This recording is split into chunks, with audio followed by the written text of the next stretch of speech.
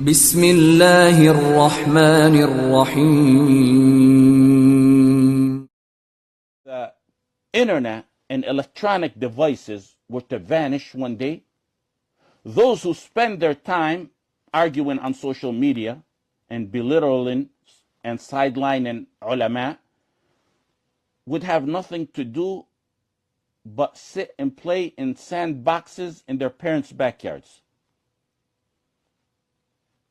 One of the downfalls of 𝐦𝐢𝐽 was his eloquence of speech, his sharp tongue.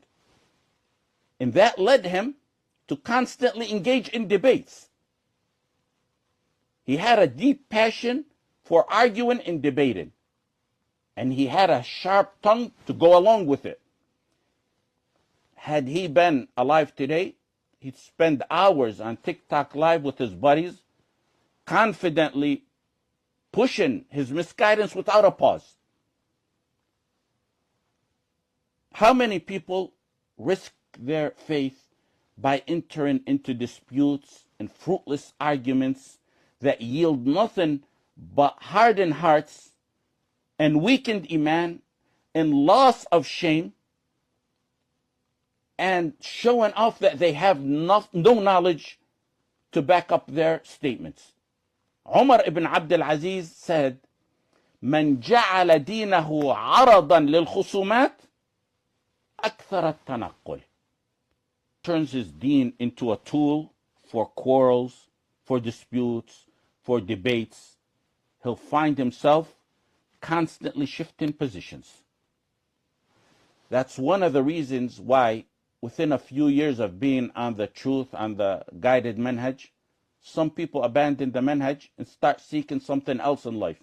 Some often return to the comforts of the dunya.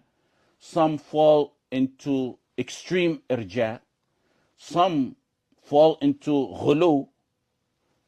Others will end up humiliated and eventually fall under the words of some ulama who said, whoever seeks leadership at the wrong time, meaning before they become knowledgeable, they will remain in humiliation as long as they live. The end result of it is humiliation. That's the best outcome for someone who speaks and debates without knowledge. That's the best outcome. If not, turning into irja or ghulu or just recline into this dunya. I genuinely struggle to understand why someone who knows they're ignorant feels the need to engage in a debate. Why does one feel he needs to speak at length on delicate topics without a solid foundation in knowledge? Some speak, youngsters, with no knowledge.